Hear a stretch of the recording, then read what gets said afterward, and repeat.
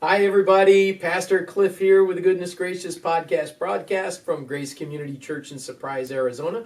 We're so glad that you've tuned in today. Don't forget to hit subscribe. And I am thrilled to be here because if you haven't met Pat Engstrom, you haven't met a lady. I mean, this lady's got a lot of energy, enthusiasm, ideas, and it's just great to have you here, Pat Engstrom.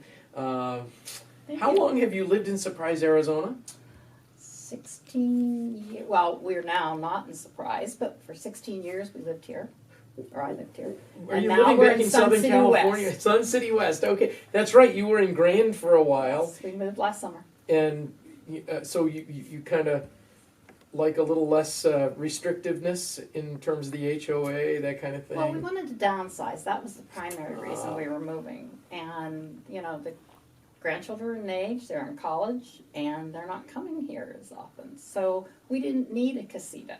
No, that makes sense. So, But you didn't grow up here. no, I grew up in Pennsylvania. Where were you born? Pittsburgh, Pennsylvania. The Burgh! You gotta love Pittsburgh, Pennsylvania. Go Stillers! All right. Did you shop at places like Giant Eagle? Yes, Giant Eagle. Giant Eagle. Don't believe all those things about how Pittsburgh people talk. Oh, I have never said yuns in my life. you haven't? No. I loved Pittsburgh. I loved living in Pittsburgh. I lived up in Franklin Park. Where were you born? Which part? I was born actually in McGee, so that's in Oakland. Okay. Yeah. And I grew up in West Mifflin, which is a suburb. I know exactly where that is. And basically, I've lived in every area of Pittsburgh between his ministries. So Is that right? She's pointing off to the side. Her main man, Bud, is sitting right over here listening in, and we're going to interview him in a minute, which should be a lot of fun.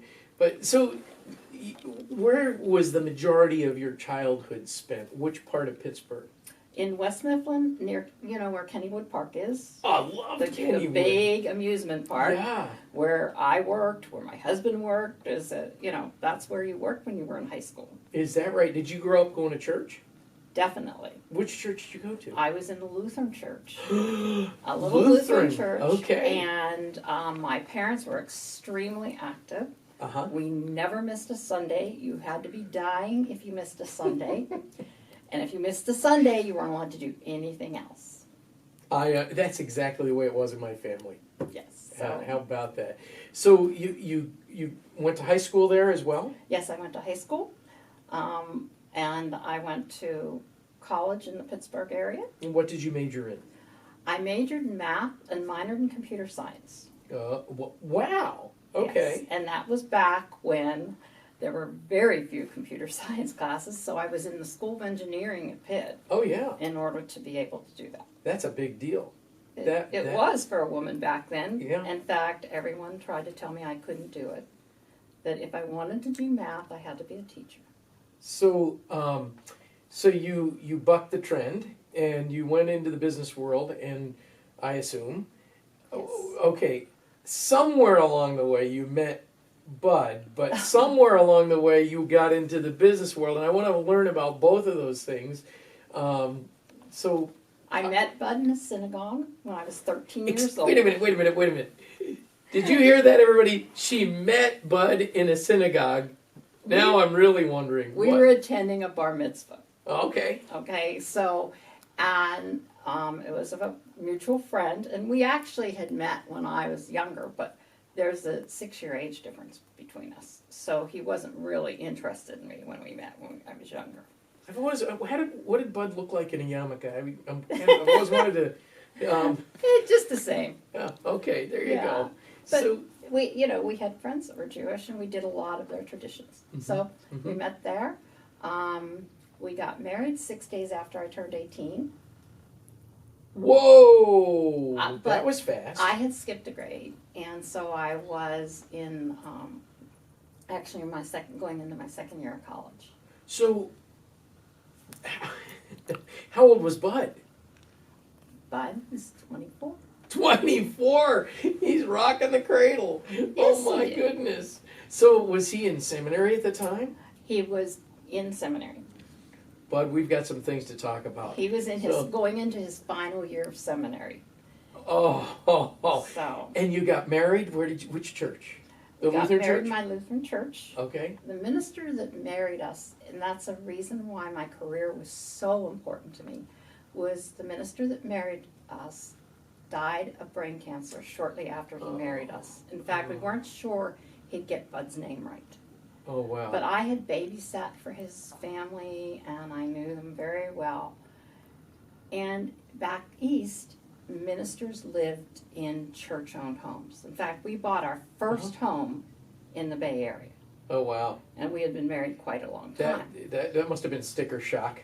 It was. So we were, I mean, it was something that when Pastor Heidi died, and his wife had 6 weeks to move out of the house, Oh. I was feeling very much that if I was going to marry Bud, I had to have a career. I was never putting my family through that. Our children, and she had 2 small children. She had quit college in the middle of her college years to get married, and she had never returned. Okay. So, it was really rough for her. That is rough. And that's the way it worked, though. Churches had to get new ministers in to survive, and so they had to get the pastor's wife out. I've lived in a manse scene, and it's nice to have other people take care of your property if they do that. If they do that. But you sure don't have much when you're done if you go to a church where there isn't a manse. Right. Well, so let's see if we get this straight. So you turned 18, you got married, and Bud was graduating from seminary, and he went to pastor a church, I assume, in the Pittsburgh area? No, actually, his first church was in a very rural town of Ohio. Oh, really? So I had to take time off college, That's right. and I had my first daughter there. Is that right? And tell us again. I know this was the Barbara. No, where were you in Ohio? I'm trying to We were remember. Berkholtz, Ohio. Okay. I don't think it's on any kind of map. Okay. I mean, Okay. you could probably find it in Google. Yeah. But it was a very small town. It was, a bedroom community for Steubenville. That's it. Yeah. And there was a very clear class distinction, and the Presbyterians were the elite. So Of it was course. a very interesting experience to be in. Okay. So you were the pastor's wife, a recent high school grad. I assume you were also a college student at the time, or how did you do that? I had completed my second year of college when we moved to Berkholtz. Okay. So when did you go into the business field? I went into the business field later because I had to come back to Pittsburgh in order to finish my degree, because there was no way I could be driving hours to go to school with a small baby. Did you go to Pitt, or where did you go to school? When I went back to school, I completed the last 2 years in LaRoche College, so I picked up another major. I had completed my minor in computer science, and I picked up a major in business. Okay. And at the time, the head of the business department was a very wealthy man who had retired from paper. Interesting. But, so he hooked me up with Graphic Institute of Technology. Okay. So I did some research for them.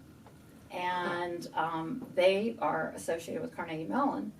But it was a wonderful experience and gave me the experience of really how to apply what I had learned in the computer science and Oh, and that's a cool hub for all of that dynamic activity in your area. What an exciting time! So were you working full time and raising kiddos?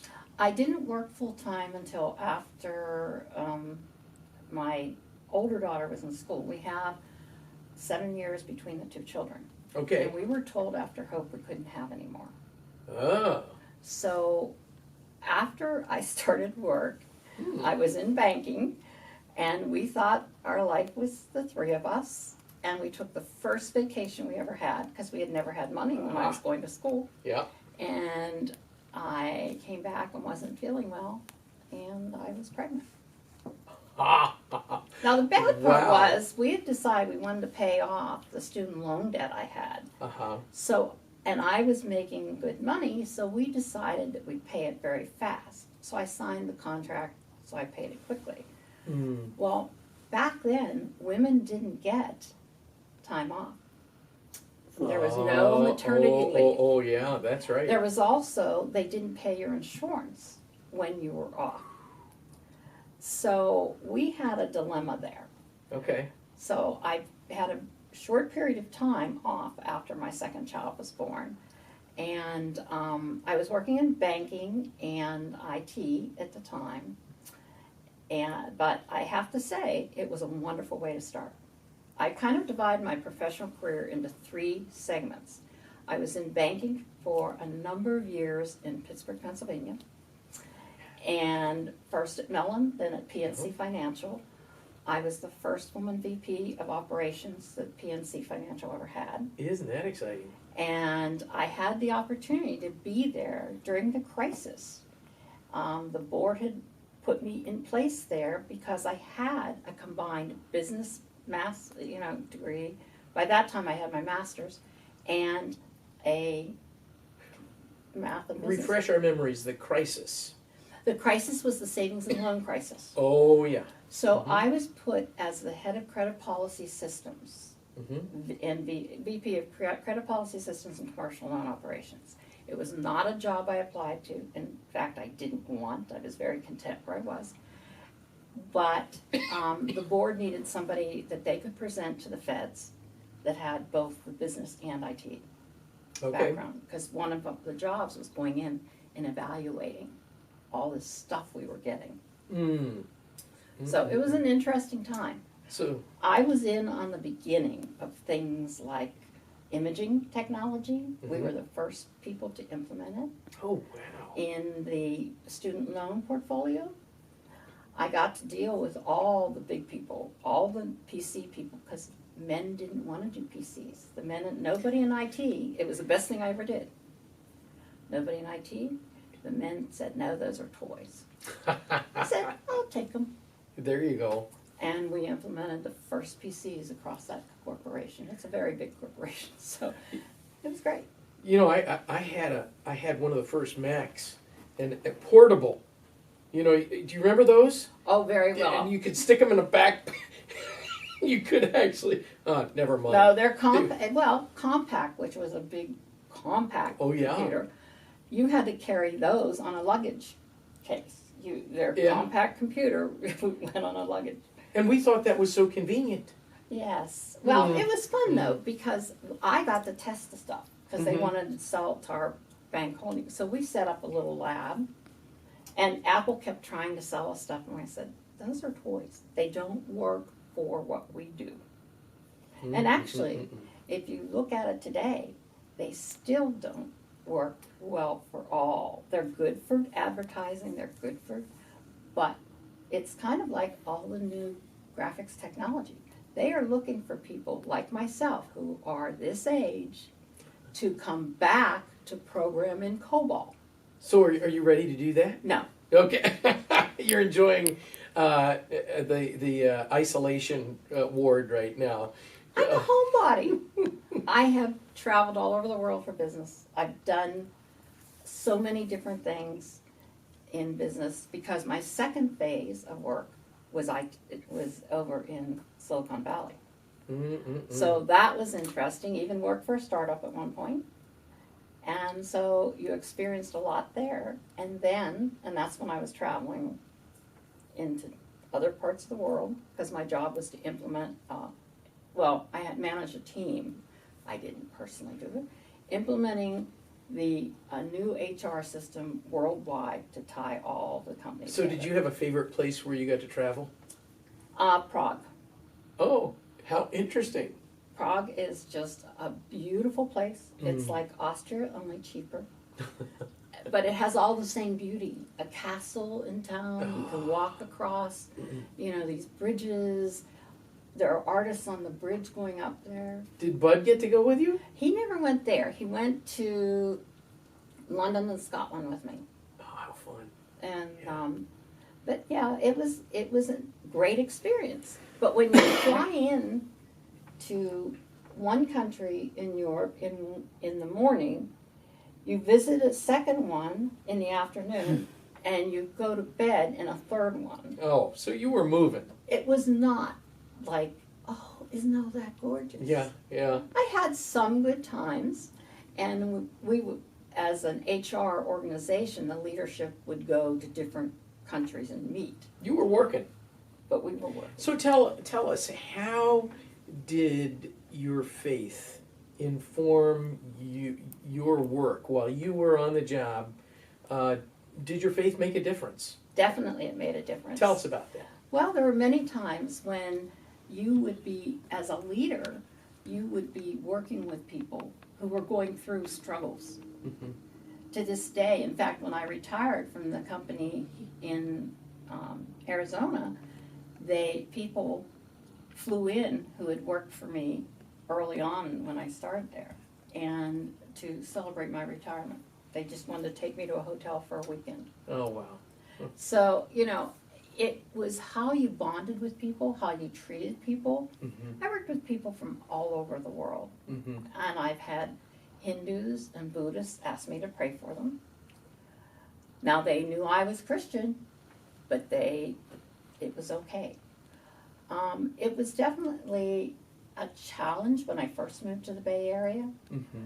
and probably it was an area I didn't really like because of that, because it was constantly challenging. Mm-hmm. But it was also a blessing because our second daughter is a youth leader, I think, today, because she had to defend her faith. Wow. So it was that, that pressure strengthened you and strengthened her. And so what was it like being a woman in the business world and also being a pastor's wife, which is a unique thing in and of itself? And I don't think pastors' wives get nearly the credit that they deserve, because there's a lot that you all get to deal with. But there are a lot of blessings that you wouldn't get if you weren't a pastor's wife. You get to meet so many people and be part of their lives. Yeah. And I can't tell you how many weddings we've attended. It's really a great blessing in a lot of ways. There are days, though, it is a curse, Mm-hmm. and you don't feel as happy about it. But I think, it's, for me, the first church was hard because it was a rural area, and when they heard what I wanted to do, that was not good. Oh, yeah.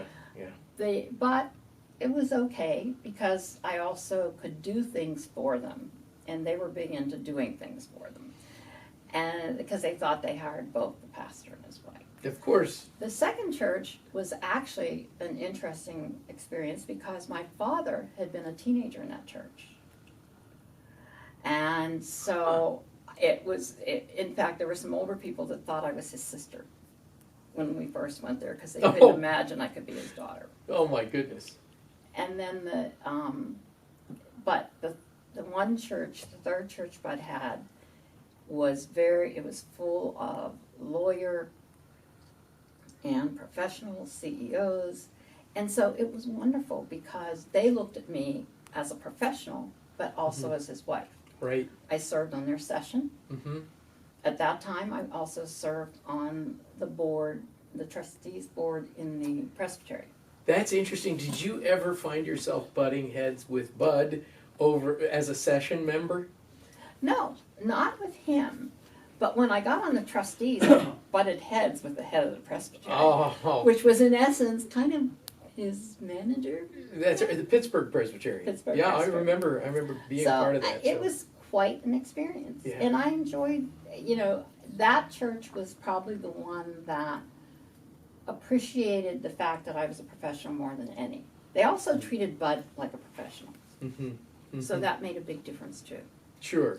And we found that. And we found the same experience in the Scottsdale church. Mm. when you have a church with more professionals, they look at the minister as a professional and treat him as such. And they also look at his wife if has a career as a professional, whether it's a teacher or whatever. Mm. So it's a whole different dynamic.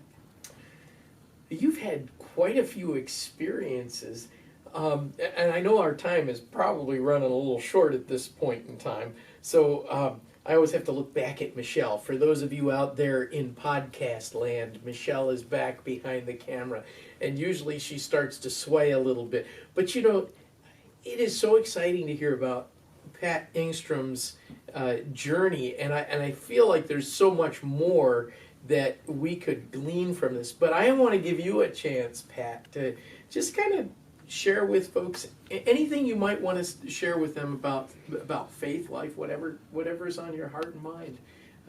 Something that would encourage people who are watching. And right now. Well, I think that one of the things you don't realize is what a gift you give your children when you give them faith. Mm. We have had some absolute great experiences in our lives, and we've credited God for them.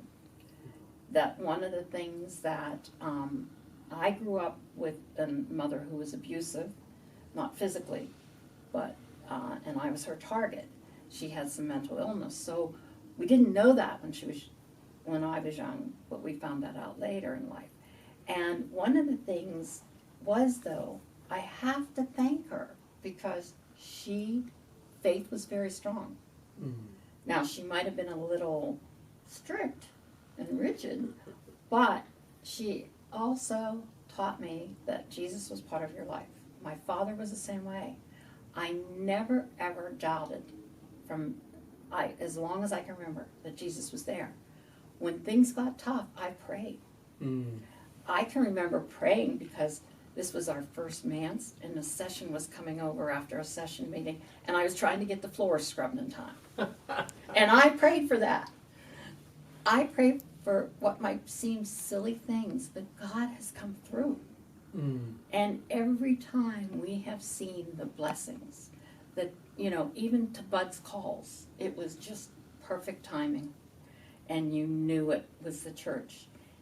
So it was, he made life obvious. And with our girls, we've had our ups and downs with our one daughter, but that has also strengthened us for ministry, as has my mother's problems, because it's made me a stronger person. I would not be the person I am today if I had not gone through that. And the same thing with our daughter. We can have more empathy with people.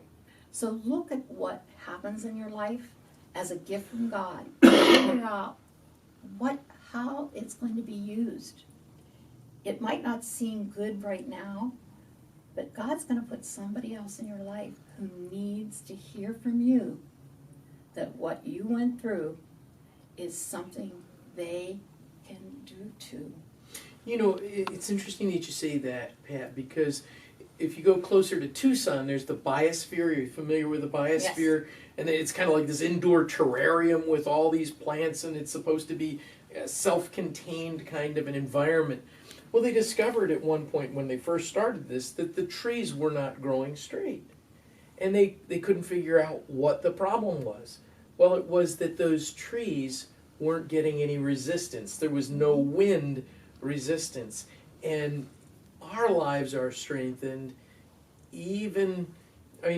through that resistance, through those struggles that we have. The Lord uses that. And of course, the Holy Spirit helps us along the way, and it empowers us. Pat Engstrom, thank you for being with us. It's so good to have Pat here and to find out more about her life. I hope that when you see Pat that you'll grab her by the elbow. Yeah, I know the quarantine thing. Forget it. Just grab her by the elbow and say, hey, Pat, I've got to find out more about how Jesus has made a difference in your life, and I want to just find out about you. And it's so exciting to be a part of the body of Christ. So much fun to be able to do these podcasts. And if you haven't been in here yet, I'm looking forward to interviewing you. In the meantime, keep your eyes fixed on Jesus until we meet again. God bless you.